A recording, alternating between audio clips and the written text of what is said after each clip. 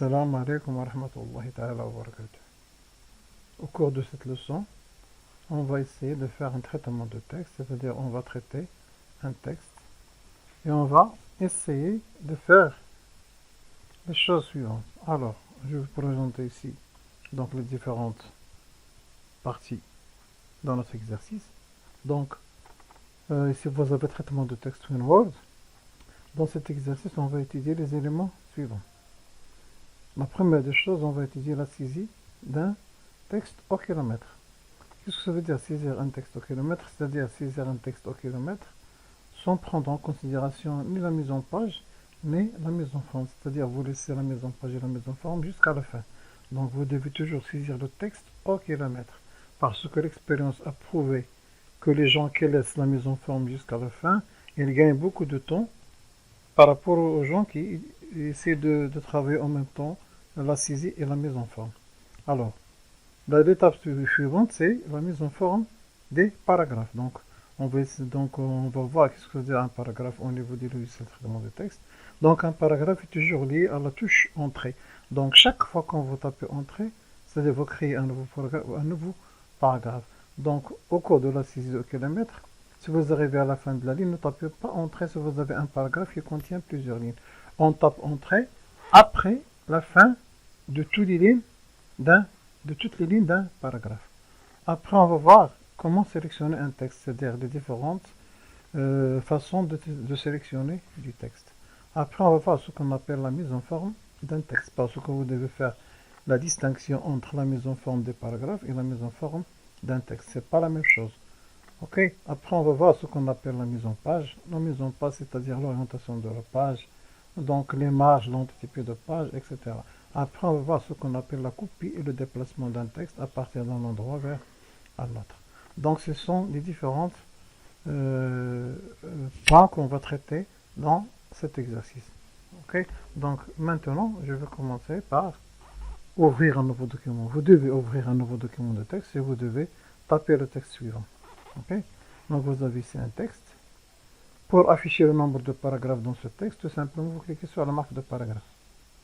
Ici, vous avez paragraphe 1. Ici, vous avez un paragraphe, le début du paragraphe et la fin du paragraphe. Donc, vous avez ici un paragraphe de 3 lignes. Ici, vous avez des paragraphes très courts. Donc, ne contient pas même une ligne. Alors, vous avez ici un ensemble de paragraphes dans ce document. Alors, dans ce paragraphe particulier, donc on voit ici qu'on a commencé le paragraphe à partir de 1 jusqu'à la fin du paragraphe, c'est-à-dire du texte. Alors, ne tapez pas chaque fois quand vous arrivez à la fin de l'année, vous tapez entrée, donc c'est faux. Donc, un paragraphe, c'est le début du paragraphe, c'est ici, et la fin du paragraphe, ici, parce que ce paragraphe contient plusieurs lignes. C'est bon, maintenant je vais masquer la marque de paragraphe. Et je vais commencer maintenant ce qu'on appelle le traitement des paragraphes. Ok. Donc, d'abord, si vous avez des erreurs, vous devez corriger les erreurs de frappe, soit des erreurs grammaticales, soit des erreurs de grammaire. Donc, la différence entre les deux, si vous avez des lignes, des mots soulignés en rouge, c'est-à-dire qu'il s'agit des fautes d'orthographe. Et si vous avez des lignes donc en vert, c'est-à-dire que des lignes avec une couleur verte, c'est-à-dire qu'elles sont des fautes de grammaire. Alors, tout simplement, vous cliquez avec le bouton de la voix de la souris sur le mot mal orthographié ou bien le mot mal écrit et vous cliquez. Le Word vous propose des suggestions pour faire la correction des fautes d'orthographe et des fautes de grammaire. Maintenant, je commence par la mise en forme des paragraphes. Donc, vous essayez de séparer ce paragraphe par rapport aux autres paragraphes pour bien traiter. Alors, je clique ici sur mon paragraphe sans sélectionner le paragraphe. Je clique tout simplement sur le paragraphe. Et je fais ce qu'on appelle l'alignement d'un texte. Ici, aligner à gauche. Je peux aligner mon texte centré, l'alignement centré. C'est bon? Ou bien aligné à droite. Donc vous voyez que le texte est aligné à droite. Donc je répète, alignement centré et alignement à gauche. C'est bon. L'alignement centré concerne toujours les titres d'un texte. Généralement, par exemple, pour ce paragraphe, je clique ici et je vais centrer mon titre. Je clique tout simplement sur centrer. Et ne pas utiliser des espaces pour faire avancer le texte vers le centre. Toujours on utilise l'alignement centré. C'est bon. Vous avez ici, fin de paragraphe, vous avez fait la notion de justifier. C'est-à-dire justifier un texte, c'est-à-dire répartir le texte sur différentes lignes d'une manière égale. Alors je clique ici pour voir ici qu'est-ce que ça veut dire la justification. Je clique ici et je choisis justifier. Comme vous le voyez, vous avez votre texte maintenant justifié au niveau de la fin du paragraphe. Ok? Regardez la différence. Ici, vous avez aligné à gauche et ici, vous avez justifié. Donc, le texte maintenant, il est justifié. C'est ce qu'on appelle l'alignement. La deuxième des choses, c'est ce qu'on appelle les retraits. Donc, vous avez 4 retraits pour chaque paragraphe. Donc, on peut utiliser 4 types de retraits. Alors, quels sont les types de retraits? Vous avez 4 types. Ici, vous voyez la règle, des petits boutons ici. Et un autre, vous avez le total 4 petits boutons. Alors, ces boutons sont utilisés pour faire des retraits au niveau des paragraphes. Si vous ne trouvez pas, parfois vous ne trouvez pas la règle sur votre document, tout simplement, vous allez sur le menu affichage et vous cochez ces règles. Donc vous le voyez, vous cochez ces règles. C'est bon, c'est pour cocher et décocher la règle. Donc je coche règle, puis je reviens vers le menu recueil. Je clique sur mon paragraphe. Maintenant, pour faire un alignement, bien un retrait de la première ligne, je clique et je glisse par le bouton en haut. Donc, ou bien le triangle en haut. Comme vous le voyez, qu'est-ce que je fais maintenant? Je fais retrait de la première ligne. C'est bon, si je pointe ici, vous voyez ici retrait de la première ligne, ou bien ce qu'on appelle la lignea.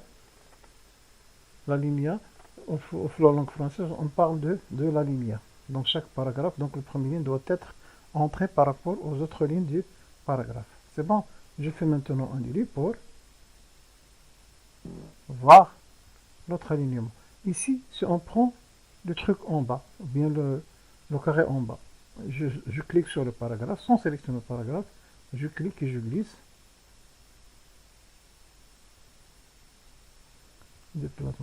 Qu'est-ce que je fais? Je fais un retrait à gauche. Donc vous le voyez, je fais un retrait à gauche. C'est-à-dire un retrait de la gauche vers la droite. C'est bon? Mais le retrait de tout le paragraphe. C'est bon? Je fais annuler pour voir. Maintenant, pour faire un retrait à droite, c'est-à-dire du gauche vers la droite, je clique toujours sur le paragraphe et je déplace ce petit triangle ici. Comme ça. C'est bon? Qu'est-ce que j'ai maintenant? J'ai un retrait à droite. C'est bon? Aligné. Et vous avez un quatrième retrait, c'est ce qu'on appelle le retrait négatif. Je clique sur le paragraphe et je clique sur le bouton au milieu. Ou bien le petit triangle en milieu. C'est pas le haut, c'est pas le bas, c'est le milieu. Et qu'est-ce que je fais ici? Je fais un retrait négatif. C'est-à-dire que la première ligne du paragraphe reste sortante par rapport au reste du paragraphe. C'est bon? Je fais maintenant annuler. C'est bon? Maintenant, on va parler de ce qu'on appelle l'interligne. Qu'est-ce que veut dire l'interligne? C'est l'espace entre les lignes d'un paragraphe. Donc, pour faire donc un retrait, ou bien je fais un interligne, tout simplement, je clique sur le paragraphe. Je clique ici sur l'interligne et je peux donner des interlignes quelconques. Donc, je peux faire mieux, par exemple. Je peux en faire deux. Donc, ici, généralement, les interlignes sont utilisées pour la lisibilité du texte, pour rendre notre texte plus lisible. Donc, je peux choisir un retrait de 1,5. C'est bon, bien de 1,5. C'est bon. C'est ce qu'on appelle les retraits, plutôt les interlignes. Ou bien on peut ajouter ce qu'on appelle les bordures pour encadrer un texte. Tout simplement, je clique sur mon texte, je clique sur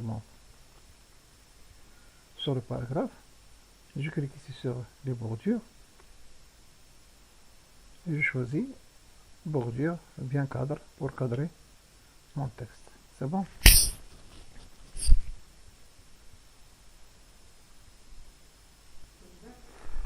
Donc je peux ajouter un nombre. Comment ajouter un nombre? Tout simplement, je clique ici, je vais dans bordure à trame, je sélectionne ici l'ombre.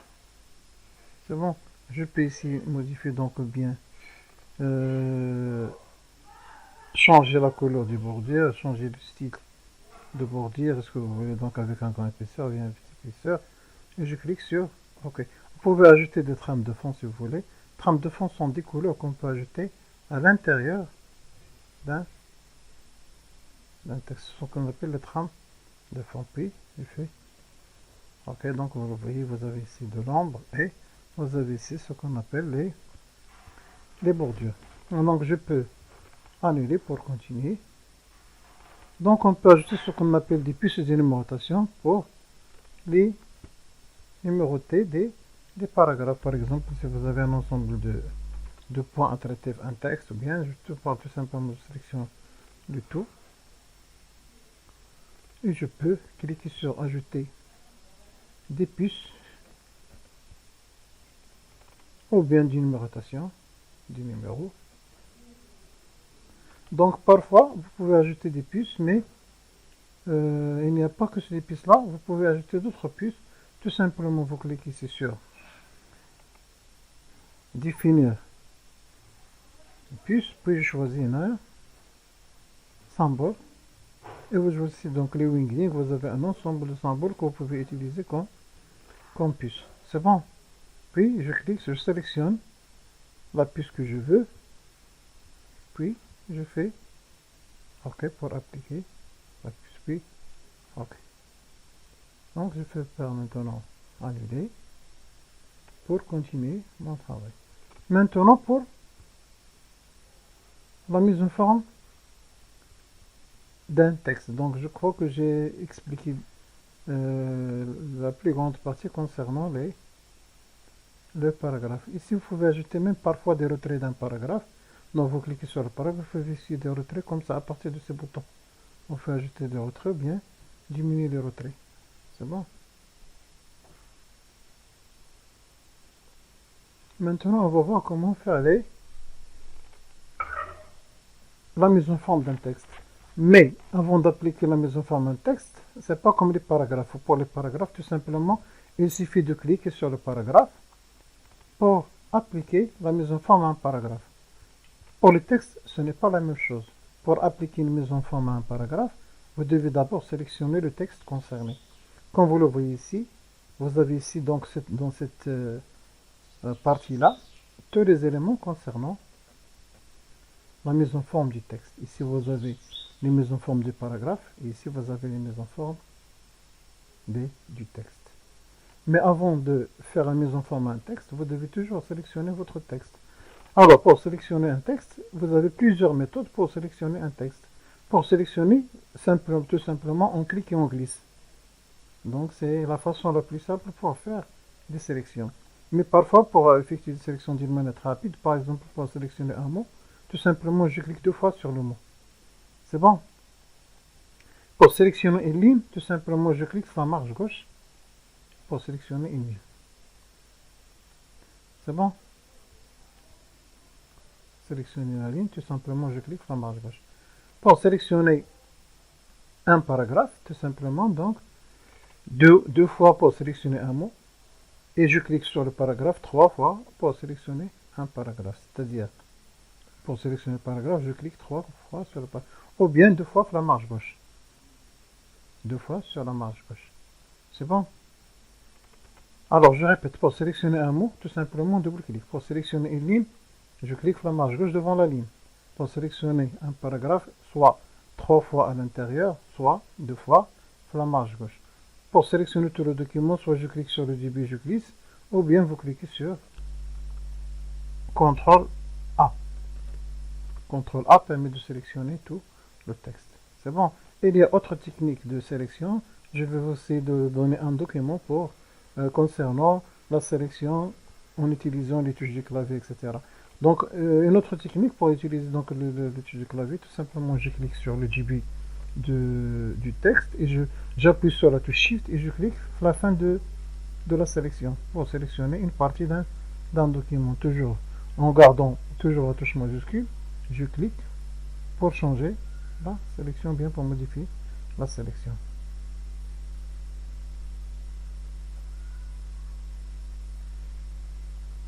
Voilà. Je vais maintenant commencer la mise en forme d'un texte. Alors, pour mettre en forme un texte, je dois d'abord sélectionner le texte. Par exemple, je sélectionne cette partie. Je peux mettre le texte en gras. Je peux mettre le texte en italique, c'est-à-dire à l'italien, incliner un petit peu, ou bien juste aligner mon texte. Je peux changer les polices de caractères, c'est-à-dire les types d'écriture. Vous avez ici un ensemble de types d'écriture. Vous pouvez changer les polices de caractères. Vous pouvez changer la taille des polices. Vous pouvez changer la couleur du texte. Vous pouvez même changer l'aspect du texte en utilisant ce qu'on appelle l'ombre, bien quelque chose comme ça, avec des couleurs, avec des contours de l'ombre, etc. Ok, donc CTRL Z pour annuler. Toujours vous pouvez utiliser la touche CTRL Z. Je peux rendre ce texte en majuscule. Par exemple, ici vous avez la case, ce qu'on appelle changer la case. Je clique sur le texte et je choisis ici donc le majuscule, ou bien le minuscule, ou bien le premier lettre en majuscule, ou bien le dernier lettre en majuscule. Je sélectionne ici le majuscule. Donc, comme vous voyez, je rends mon texte en majuscule.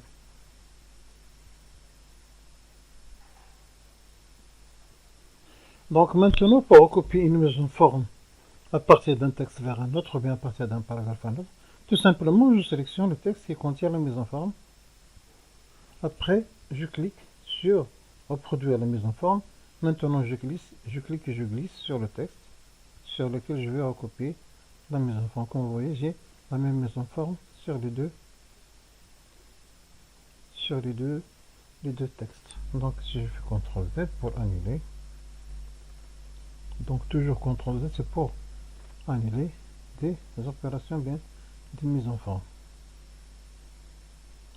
Donc, on va commencer maintenant ce qu'on appelle la mise en page. Donc, la mise en page concernant des choses essentielles qu'on peut trouver souvent sur les traitements de texte. Donc, la première des choses, c'est l'entête et le pied de page d'un document. Donc, parfois, vous aurez par exemple des écritures ici en haut du document. Est-ce que je peux maintenant saisir un texte directement sur cette partie? Donc, non, je ne peux pas saisir un texte directement ici. Pourquoi? Parce que c'est une marge. Pour un document, vous avez 4 marges. Ce sont ce qu'on appelle les 4 marges. Je vais aller sur le menu mise en page. Et vous voyez ici les marges. Donc vous avez les 4 marges. Et vous avez ici des marges par défaut. Combien vous avez les marges par défaut? Vous avez 2,5 cm par défaut. C'est-à-dire, qu'est-ce que vous avez les 4 marges? Vous avez ici marge haut, marge gauche, marge droite et marge en bas. Ici, le bas. Donc, les zones A2 restent toujours vides et on ne peut pas écrire un texte sur cette partie. Mais on peut modifier cette zone, on peut la modifier. Par exemple, pour le haut, tout simplement, je clique ici et je glisse pour diminuer la marge. Et maintenant, comme vous voyez, je peux même mettre mon texte ici. C'est bon? Alors, je peux augmenter un petit peu la marge ou bien diminuer la marge. Donc vous voyez, c'est la marge. Même chose ici, en ce qui concerne cette marge-là. Donc je pointe jusqu'à l'apparition des deux flèches pour glisser. Je peux changer la marge ici. C'est bon? Je fais CTRL Z. C'est ce qu'on appelle les marges dans le document. Alors, pour écrire un texte flot haut, sans changer les marges, ou bien flot bas, on utilise ce qu'on appelle les entêtes et les pieds de page. Comment activer l'entête ou bien le pied de page? Tout simplement, je clique 2 fois en haut du document. Donc maintenant, je peux taper un texte sur la partie haute du document, c'est ce qu'on appelle l'entête. Pour revenir le document, mon document, tout simplement, je clique 2 fois à l'intérieur. Donc, si je clique 2 fois pour passer l'entité de page, et je clique 2 fois pour revenir le document principal. Donc, généralement, l'entité de page, qu'est-ce qu'elle contient? Il contient des informations qui se trouvent sur toutes les pages d'un document. C'est-à-dire, si vous avez une même information à afficher sur plusieurs pages d'un document, vous devez les taper sur la partie en tête du document. Donc, je vous donne un exemple. Par exemple, si je tape ici mon adresse, je tape ici adresse.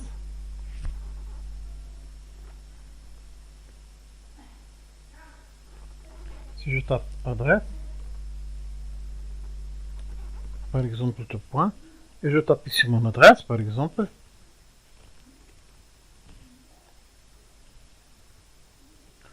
alors je tape ce texte-là. Généralement, quand je quitte mon document, vous avez le texte ici, le en tête. Alors, combien j'ai maintenant de pages dans mon document? J'ai une seule page. Maintenant, si j'ajoute une autre page, comment ajouter une autre page? Tout simplement, je clique sur la fin du texte, et j'appuie sur la touche CTRL et Entrer en même temps. Qu'est-ce que j'ai fait? J'ai inséré une nouvelle page dans mon document. C'est bon?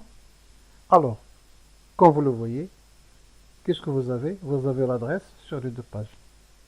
Et chaque fois que vous ajoutez une nouvelle page, vous trouvez toujours ce texte sur l'entête.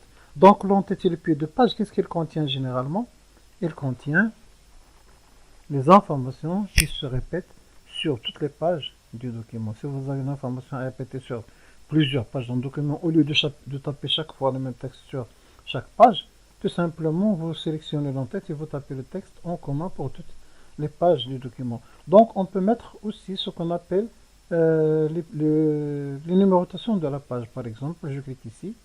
Quand vous avez ici, donc vous voyez un menu qui s'ouvre et qui s'appelle Création. Ce menu, il a une relation avec l'entête et le pied de page.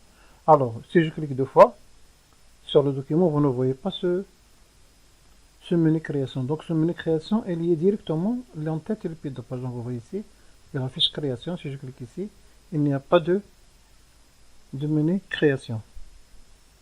Donc, maintenant, je vais ajouter le numéro de page en haut de la page. Donc ici je vais aller sur le menu, donc toujours création, vous avez numéro de page. Je clique ici sur numéro de page, haut de page, et je sélectionne par exemple cette situation, c'est-à-dire le numéro de page à droite. Donc je clique ici, vous avez ici le 1. Donc je fais double-clic pour désactiver l'entête et passer le document. Maintenant, comme vous le voyez, j'ai directement 1 sur la première page et j'ai directement 2 sur la deuxième page. Et même si j'ajoute une autre page, je trouve toujours numéro 3, numéro 4, etc. Donc, d'une manière générale, le rôle de l'entité de page, il contient des informations qui se répètent sur toutes les pages du document. On va voir maintenant ce qu'on appelle l'orientation de la page, c'est-à-dire l'orientation de la page. Ce que vous avez maintenant comme page, c'est une page comme ça, donc c'est une page en portrait. On peut même faire une orientation en paysage, c'est-à-dire l'orientation de la page change verticale l'horizontale. Comment? Tout simplement, je me fais la mise en page, j'ai ici orientation de la page. Et vous avez ici le portrait, c'est l'état normal ou bien par défaut, toujours le document est portrait. Maintenant, un document en paysage, c'est tout simplement, je vais inverser la page, comme ça. Et vous avez maintenant votre document en paysage. Donc, vous avez portrait ou bien paysage. Maintenant, votre document, c'est en paysage. C'est ce qu'on appelle l'orientation de la page. Donc, je peux revenir ici et je crée, donc je clique sur portrait. Alors, je vais essayer d'annuler les différentes particules. Donc, toujours pour revenir en arrière, toujours CTRL Z pour revenir en arrière. Ou bien vous pouvez utiliser la touche plutôt l'icône annuler. Ou bien CTRL Z pour faire les choses. Donc, toujours j'appuie sur CTRL Z. ou bien annuler, comme ici. Voilà, donc mon document, comme ça. Maintenant, qu'est-ce que ça veut dire copier et déplacer un texte d'un endroit vers un autre? Tout simplement, pour copier un texte, vous pouvez utiliser plusieurs méthodes. La première méthode, c'est tout simplement, vous cliquez, vous sélectionnez le texte, vous cliquez avec le bouton droit de la souris, vous faites copier, vous cliquez sur l'endroit voulu et vous faites coller. C'est une méthode. CTRL Z. Ou bien, tout simplement, vous utilisez le raccourci clavier. Je sélectionne le texte, CTRL plus C, je clique l'endroit voulu, CTRL plus V. CTRL Z pour annuler. La dernière méthode pour copier un texte, c'est simplement, je sélectionne le texte, j'appuie sur la touche CTRL, je clique et je glisse. C'est une troisième méthode. C'est la méthode la plus rapide. Donc, CTRL Z. C'est-à-dire copier un texte. Maintenant, si je veux déplacer mon texte, c'est-à-dire déplacer mon texte. Une copie, c'est-à-dire laisser le texte à son emplacement et refaites une copie de ce texte.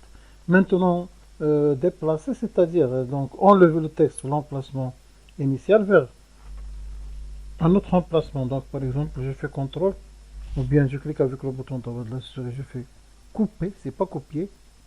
J'arrive à la fin et je fais coller, CTRL V. Toujours CTRL V, c'est coller.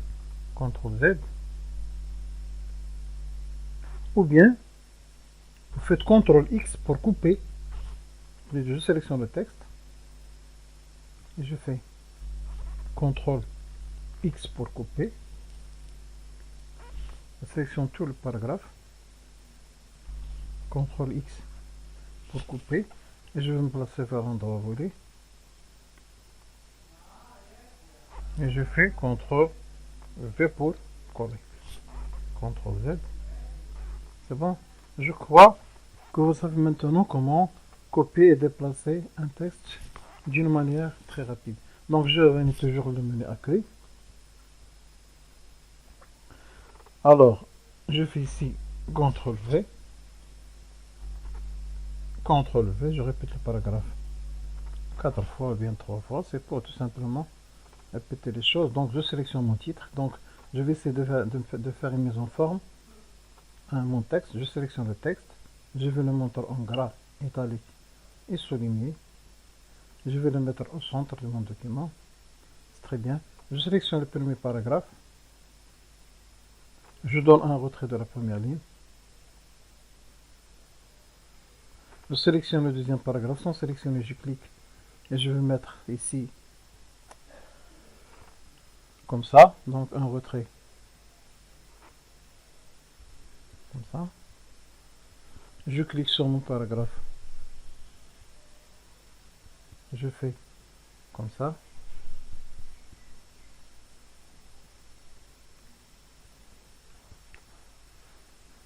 Donc parfois, si vous avez un tableau ici à côté ou bien une image, vous pouvez mettre votre document.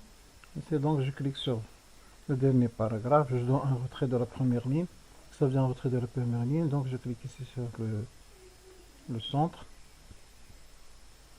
Et je déplace mon texte. Alors pour encadrer un texte, tout simplement je clique sur le texte. Et je vais ajouter des bordures pour appliquer les bordures. Je peux ajouter de l'ombre si vous voulez à partir d'ici. Et un trame de fond.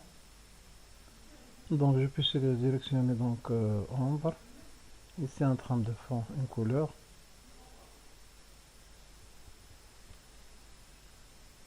Je fais OK.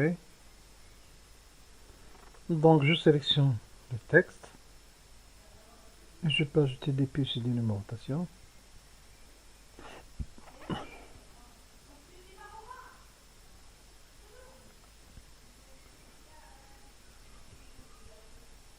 Donc maintenant j'ai essayé d'appliquer un ensemble de mises en forme. Et comme ça, j'ai terminé mon exercice. Donc vous devez enregistrer votre document. Tout simplement vous cliquez sur fichier, enregistrer sous. Et essayez, vous choisissez l'emplacement où vous voulez enregistrer votre document. Après vous cliquez sur enregistrer pour enregistrer le document. Donc, j'ai terminé mon exercice. Donc, à bientôt à une autre leçon, Inch'Allah. Salam alaikum wa rahmatullahi ta'ala wa barakatuh.